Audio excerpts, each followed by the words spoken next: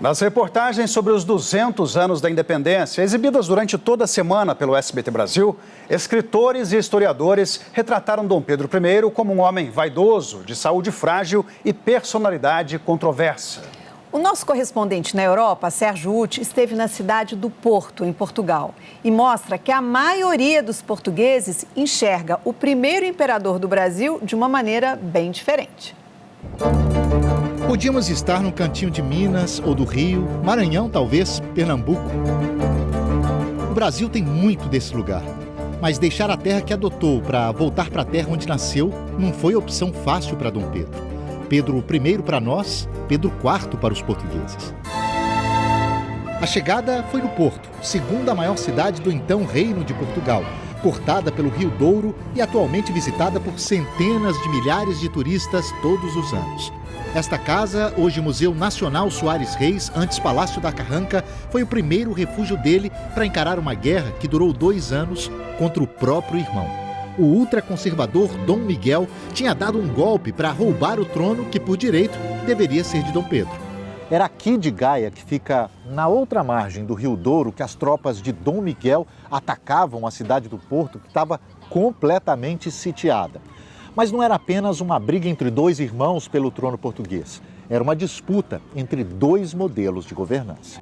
Antônio Ponte, diretor do museu, me explica que Dom Pedro, muito criticado pela ala mais conservadora portuguesa, por ter decretado a independência da colônia mais rica, queria romper com o passado. Não queria admitir que o país continuasse com estas políticas absolutistas muito mais ligadas aos ideais democráticos, progressistas. Pedro queria um outro país, com constituição e limites de poderes para o monarca.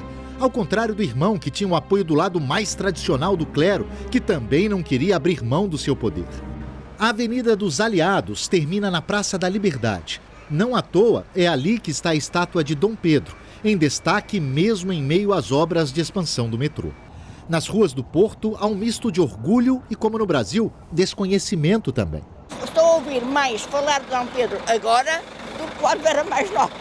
Não há dúvidas de que Dom Pedro era um homem cheio de privilégios. Afinal de contas, ele era o representante da monarquia, instituição que já naquela época desagradava a muitos. Mas não são poucos os estudiosos que dizem, no entanto, que a história e a luta dele aqui na cidade do Porto deram uma contribuição importante para aquilo que nós chamamos hoje de democracia. Dom Pedro acabou vitorioso e a cidade recebeu o coração dele, que fica guardado na Igreja da Lapa, fundada por um padre brasileiro. Manuela é a primeira mulher a presidir a Irmandade da Lapa, num momento em que, segundo ela, é preciso pensar mais no que defendeu Dom Pedro. O Dom Pedro trouxe a liberdade para Portugal. Às vezes, porque vivemos em liberdade, nos esquecemos da importância desse mesmo valor. Tem que ser recordado todos os dias. Liberdade era uma palavra tão importante na vida do monarca que foi citada 42 vezes no sermão do funeral dele, me conta seu Francisco, um dos maiores conhecedores da história do ex-imperador do Brasil. Claro que era liberdade política, mas também era liberdade de consciência, era liberdade em sentido amplo. O historiador acha que, apesar de derrotado, Dom Miguel teve mais apoio na época de um povo muito conservador e avesso às mudanças propostas por Dom Pedro. A democracia é a igualdade, e a igualdade que Dom Pedro patrocinava num documento escrito, era de facto já um embrião da democracia. Quase 2 séculos depois, Portugal tem uma democracia consolidada que rejeita ideias como ditadura e absolutismo.